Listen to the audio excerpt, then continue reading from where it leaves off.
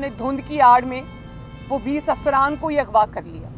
और ये मैं नहीं कह रही, ये इलेक्शन कमीशन की अपनी प्रेस रिलीज भी कह रही है, और ये कह रही है कि जब वो 20 वापस लाए गए तो उनके नताइज में रद्दोबदल था।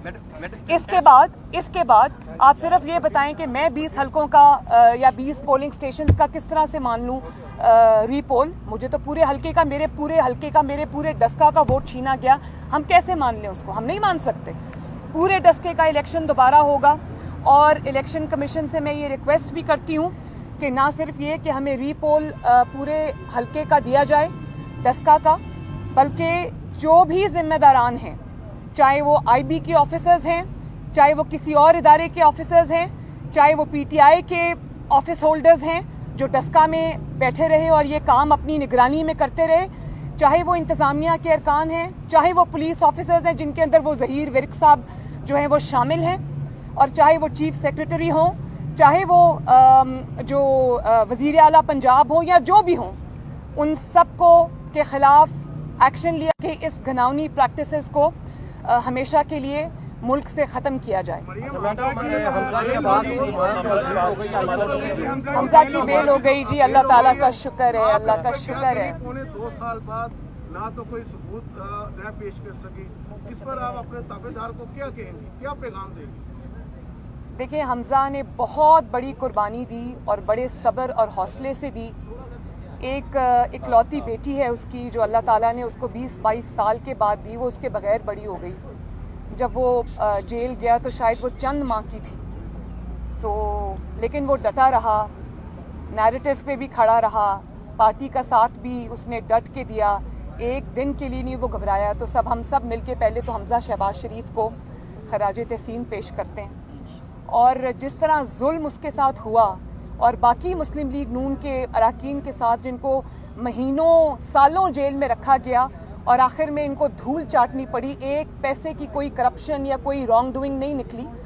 तो ये जो जुल्म और ज़्यादती होती है ये कॉन्सिक्वेंसेस के बगैर नहीं होती, और वो वक्त दूर नहीं है भाई कि जब इनको कॉन्सिक्वेंसेस भुगतने पड़ेंगे इंशाल्लाह ताला। और अब ब्रॉडशीट पे आ जाएं, जिसको मैंने पहले दिन ही फ्रॉड शीट कहा था। इसी तरह हर आने वाला दिन इनको जलील और ख्वार कर रहा है, इनको रुस्वा कर रहा है, इनको एक्सपोज कर रहा है, इस जाली वोट चोर इमरान खान को और उसकी हुकूमत को एक्सपोज कर रहा है, और मियाँ साहब को अल्लाह ताला सुरखरू कर रहा है।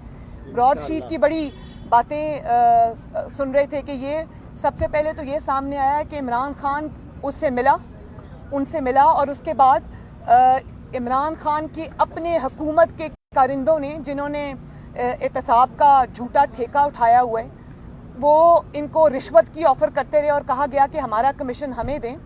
और आखिर में क्या हुआ? पैसे लेने गए थे और नवाज शरीफ से निकलवाने गए थे, उल्टा लेने के देने पड़ गए, और नवाज शरीफ को उल्टा इनको 45 लाख रुपया पाकिस्तानी अदा करना पड़ गया। तो इससे बड़ी बदनामी, रुसवाई और क्या होगी कि पूरी दुनिया के सामने आप एक्सपोज हुए। और ये भी मैं बता दूं, ये मैं बताना चाहती हूँ कि ये जो कौमी ख़जाने को इन वोट चोरों, आटा चोरों, चीनी चोरों, बिजली चोरों ने नुकसान पहुँचाया है, वो सब ये ब्रॉडशीट में भी जो हुकूमत पाकिस्तान को जुर्माने भरने पड़े हैं अपने इंतकाम के, और अपने जो गलत मलत और झूठा एहतसाब किया था और इंतकाम किया था उसमें इनको पहली दफ़ा हुआ है कि किसी एम्बेसी के पाकिस्तान के अकाउंट्स फ्रीज़ हो गए हों और उसमें से पैसा निकलवा लिया गया हो। तो मैं ये कहना चाहती हूँ कि ये पैसे जो हुकूमत पाकिस्तान के पैसे थे, जो पाकिस्तान के अवाम के टैक्स पेयर के पैसे थे, जो इन्होंने इंतकाम की नज़र किए हैं और अपने झूठ की नज़र किए हैं, वो इंशाअल्लाह ताला पाकिस्तान की अवाम इनकी जेबों से निकलवाएगी। चाहे वो बनी गाला का 300 कनाल का घर बेच के अदा करना पड़े, या वो ज़मान पाक का घर बेच के अदा करना पड़े, या वो जो फॉरेन फंडिंग में अरबों रुपए का फ्रॉड हुआ है वो पैसे वहाँ अदा करने पड़े। मशाहिदुल्लाह खान साहब की जगह जो है सेनेट में किसको लाया जा रहा है, और दूसरा 2 मार्च के लिए आपके जो है वो नोटिस जारी हुए नैब से, उसके हवाले से आप बता दें कि कौन आ रहा है। देखिए, सबसे पहले परवेज़ रशीद साहब की बात मैं कर लूँ तो पूरी दुनिया को पता है कि परवेज़ रशीद साहब को सेनेट से क्यों बाहर रखा गया। उसकी वजह ये नहीं है कि वो ये तब से चला आ रहा है जब एक इलेक्टेड हुकूमत पे दबाव डालकर उनको निकलवाया गया और उनके ख़िलाफ़ साजिश की गई। मैं तो उनको कह रही थी आपको मुबारक हो परवेज़ अंकल, आप मोहम्मद नवाज़ शरीफ और मरीम नवाज़ शरीफ की सफ़ में आके खड़े हो गए। लेकिन पूरी दुनिया जानती है कि उनको क्यों निकाला गया। ये लोग जो हक़ का स्टैंड लेते हैं, गलत को गलत कहते हैं, सिविलियन सुप्रेमेसी के ऊपर खड़े रहते हैं, बल्कि स्टैंड लेते हैं और कहते हैं कि कोई भी इदारा अपने आईनी हदूद से बाहर निकल कर कोई काम नहीं करेगा और झुकने से इनकार कर देते हैं, उनके साथ ये सलूक होता है। अब मैं आपको ये भी बता दूं कि दो किस्म के इंसाफ हैं इस मुल्क में। परवेज़ रशीद साहब के फैसले ने और ज़्यादा मज़ीद उसको बेनकाब कर दिया। आप देखें कि जो PTI के बदनाम ज़माना किरदार हैं, जिनके बारे में गुंडागर्दी और रॉन्ग डूइंग इस्टेब्लिश हो चुकी है, वो उनके पेपर्स एक्सेप्ट हो जाते हैं। और परवेज़ रशीद जिनके पास सवाए अपनी इज़्ज़त और अपने एक असूल के और जमहूरियत की जिद्दोजहद के उनके पास कुछ भी नहीं है। तो ये जो ज़्यादती हुई है उनके साथ, ये जो डबल स्टैंडर्ड्स एक्सपोज हुए हैं, ये पूरी कौम ने देखा है। और ये भी आप याद रखें कि ये आज तो चल गया, कल शायद चल जाए, लेकिन बहुत अरसे तक ये चीज़ें नहीं चलेंगी। तो ये जो इंसाफ के दो मयार हैं, ये इंसाफ के ऊपर एक धब्बा हैं और आला अदलिया को इसका नोटिस लेना चाहिए, क्योंकि ये जो पसे पर्दा किरदार होते हैं वो नज़र नहीं आते, अदलिया का चेहरा दागदार होता है। तो ये अदलिया को इसका नोटिस लेना चाहिए। दूसरा, आपने मेरे ख़िलाफ़ नैब की नोटिस की बात की, तो मेरे ख्याल है सुना तो मैंने भी यही था, फिर अचानक सुना कि वो धुंध में वो नोटिस भी गुम हो गए। लेकिन मैं ये कहना चाहती हूँ कि मरीम नवाज़ शरीफ का आपके पास यही इलाज है। आपके ऊपर वो जो भी बात करती है, आपके पास उसका कोई जवाब नहीं है। उसकी जो किसी भी ना अवाम की जो एक स्ट्रगल लेकर हम साथ चल रहे हैं, उसका तोड़ आपके पास नहीं है। या आपके पास धुंध में बंदे अगवा करना आपका शेवा है, या धांधली करना आपका शेवा है, या ये कि जिसको आप इन झुका नहीं सकते उसको आप अगवा करके जेल में डाल दें, ये भी अगवा है। और इमरान खान साहब एक अब इस्टेब्लिश्ड अगवाकार हैं और अल्लाह का शुक्र है, अल्लाह का फजल है कि मैं बिल्कुल नहीं डरती। पहले भी इन्होंने मुझे नाहक 2 दफ़ा अंदर रखा। ये लोग ये नहीं जानते कि अंदर रखना जो है ना, किसी को जेल में बंद करना झूठे मुकदमात में, वो किसी चीज़ का हल नहीं होता। आप उससे ना सिर्फ ये कि किसी को डरा धमका नहीं सकते, बल्कि जब आप नाहक उसमें जेल में होते हैं तो जो डर होता है वो भी ख़त्म हो जाता है। और आप पहले से भी ज़्यादा, कम अज़ कम मैं पहले से भी ज़्यादा तवाना होकर और अपना जज्बे को तक़वियत देकर अल्लाह ताला ने मुझे उन 2 मराहिल में से भी गुजारा। तो अगर आपके पास यही एक दुनिया को देखने दें कि आप कितना डर रहे हैं, हर जगह आप फेलियर हैं, आप गवर्नेंस में फेलियर हैं, आप फॉरेन रिलेशंस में फेलियर हैं, आप अपनी गवर्नेंस में फेलियर हैं, आप कीमतें कंट्रोल करने में फेलियर हैं, आप आवाम को रिलीफ देने में फेलियर हैं, बल्कि आप मुजरिम हैं उनके। तो अगर ये आपने अपने कफन में आखिरी कील ठोंकना है तो ज़रूर करेंगे। मैडम जी बताइएगा कि जिसका इलेक्शन के हवाले से आपने बात की कि पूरे हल्के में इलेक्शन होना चाहिए, अगर इलेक्शन कमीशन ये फैसला करता है कि वो सिर्फ 23 हल्कों में होगा, तो ऐसी सूरत में इसका क्या डिसीजन होगा? क्या बाइकआउट करेंगे या क्या? नहीं, ये ज़रा अजम्पशन की बात है, पहले फ़ैसला आ जाने दें। वो अभी मुकदमा सुन रहे हैं। हमारे पास नाकाबिले तरदीद शवाहिद हैं जो हमने पेश किए हैं। इलेक्शन कमीशन की अपनी फाइंडिंग भी यही है, क्योंकि उनकी प्रेस रिलीज़ भी यही कह रही है। तो पहले फ़ैसला आने दें। और मैं ये कहना चाहती हूँ चीफ़ इलेक्शन कमिश्नर से कि ये आपके पास मौका है। आपका जो ECP है एक कौमी इदारा है, और वोट की इज़्ज़त करवाना, वोट की हुर्मत की हिफाजत करना, पाकिस्तान के अवाम के हक़ राय दही को यकीनी बनाना आपकी ज़िम्मेदारी है। और 22 करोड़ अवाम आपकी तरफ देख रही है। ये आपके पास शायद पहला और आखिरी मौका है कि आप एक असूली स्टैंड लेकर इंसाफ करें और पाकिस्तान के और दस्ता के अवाम को इंसाफ दें, और आइंदा के लिए जो जिम्मेदारान हैं उनको करार वाकई सजा देकर आइंदा के लिए ऐसे वाक़यात को रोकें।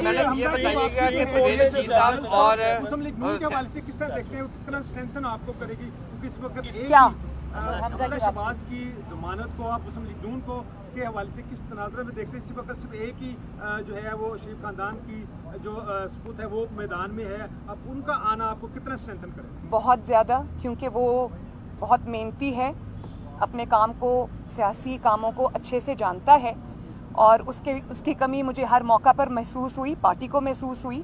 अब वो इंशाअल्लाह ताला आएगा तो 1 और 1 11 होते हैं और हम दोनों मिलकर इंशाअल्लाह ताला ये मियां साहब ने जो जिद्दोजहद शुरू की है पाकिस्तान के अवाम की खातिर, इसको आगे लेके जाएंगे। साहब का मुतबादिल उम्मीदवार कौन है नून लीग? मेरा ख्याल है कि अनाउंस कर दिया आज हमने, अभी नहीं किया, अभी आपके पास लिस्ट आ जाएगी। मियां साहब की ये, क्योंकि मुशाहिदुल्लाह साहब हमारे बहुत ही शानदार एक पुराने सिविलियन सुप्रीमेसी पे खड़े होने वाले, जमहूरियत के अलमबरदार थे, पार्टी के वफादार थे। मियां साहब के एक बहुत बाएतमाद साथी थे, एक बहुत जमहूरियत की बहुत तवाना आवाज़ थे। उनकी कुर्बानियाँ हैं। मुझे उनकी मुलाकात मेरे साथ हुई थी जब मुशर्रफ ने कूक किया था और मियां साहब जो है वो कराची में अरेस्टेड थे, तो वहाँ पर ही मैंने इनको तब देखा और वहाँ पर इनसे मेरी मुलाकात हुई। 1999 की मैं बात आपको बता रही हूँ। तब से उनकी कुर्बानियों का, उनकी जिद्दोजहद का सिलसिला जारी है। तो ऐसे इंसान को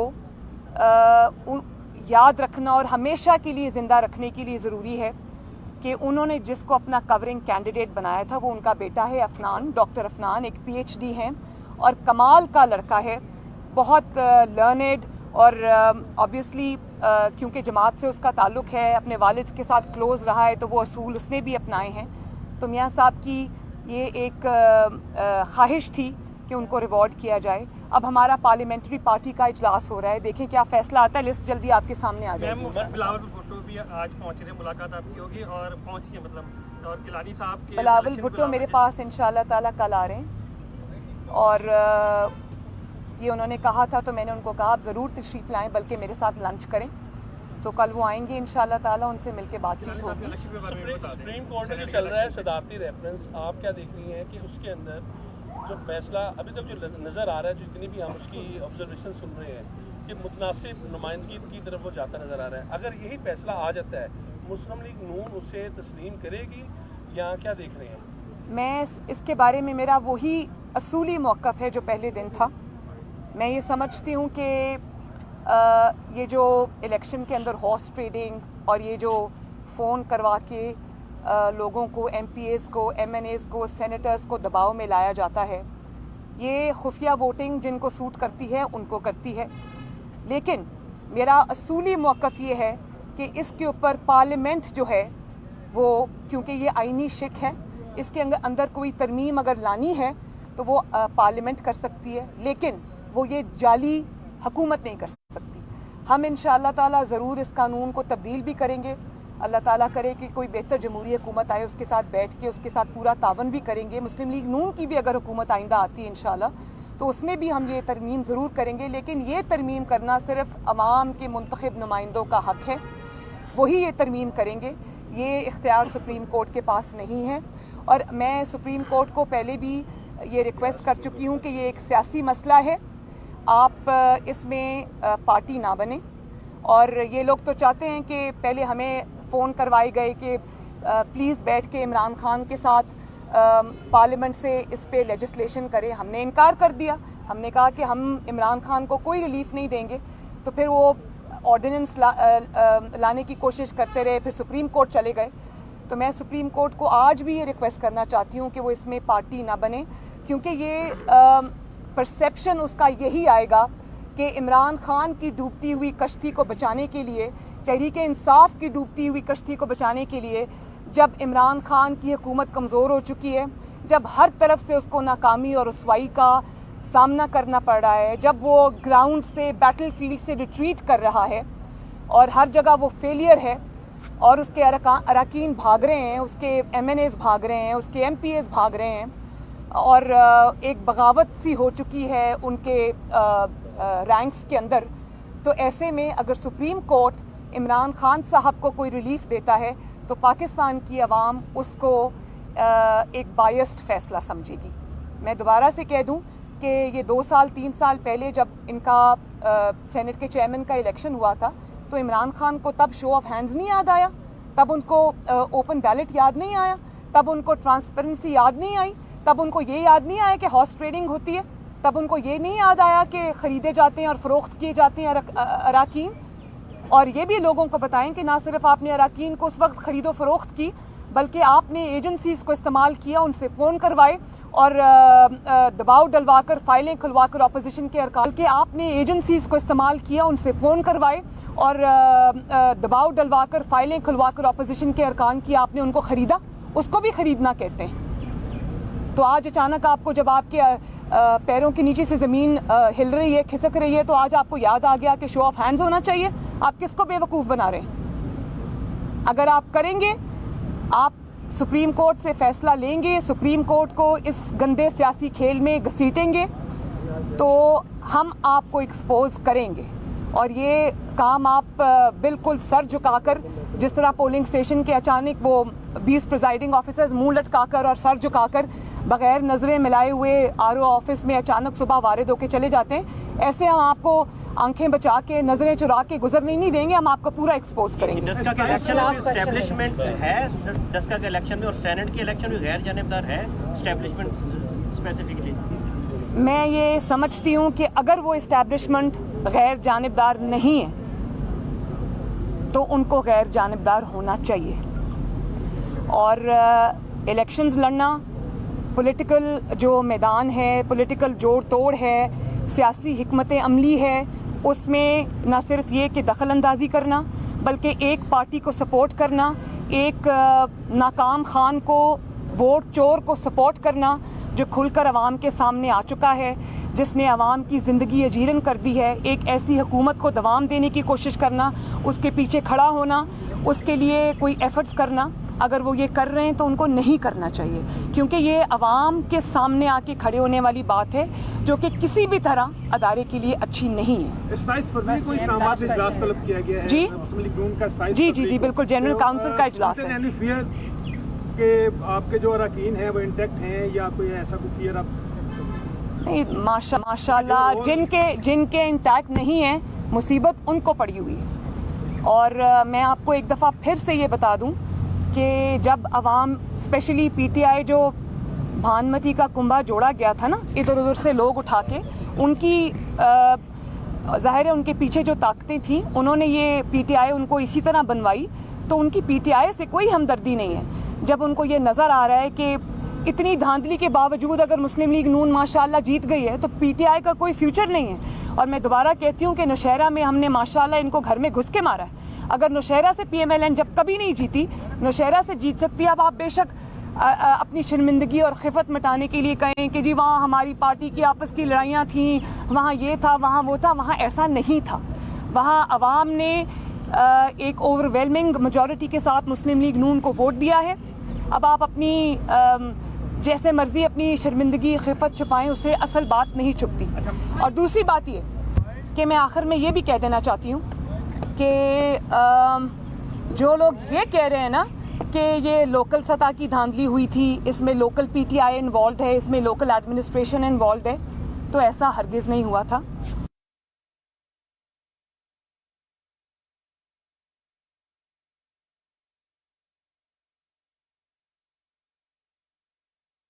का ऑफिस कहते हैं, वहाँ से ऑर्डर्स और इंस्ट्रक्शंस के बगैर एक सुई भी नहीं हिल सकती। तो मैं ये अच्छी तरह जानती हूँ कि वो नाम मेरे पास आ चुके हैं। मैं सिर्फ ये बोले दिल की बोलियां, जायके की जुबान है शमा,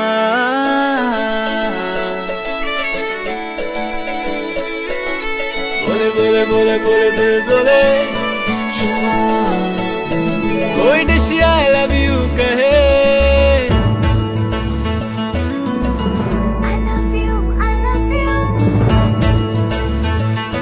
कोई मिस यू का सिग्नल बने, रोज शमा की हो महफिल, रौनक बने भी ट्वाइस हेल्दी फॉर्मूला के साथ शमा कुकिंग ऑयल और शमा बनास्पति। बोले दिल की बोलियां। अल्हम्दुलिल्लाह अल्फला मॉडर्न सिटी, जिसका शुमार मुल्तान के कामयाब तरीन हाउसिंग प्रोजेक्ट्स में होता है। हमने जो वादा किया वो पूरा किया। तरक्याती काम तकरीबन 90% मुकम्मल हो चुके हैं। सिर्फ चंद प्लॉट्स बहुत अच्छी लोकेशन पर बाकी हैं। हमारे प्लॉट होल्डर्स दूसरों से ज्यादा मुतमईन नजर आते हैं, क्योंकि इन्वेस्टमेंट और लोकेशन की जनूबी पंजाब में ऐसी कोई मिसाल नहीं। अल्फला मॉडर्न सिटी, जहां फुल प्रूफ सिक्योरिटी से आरास्ता, खूबसूरत एंट्री गेट, हुस्न जमाल से आरास्ता मस्जिद, कुशादा metal road, street lights, family park.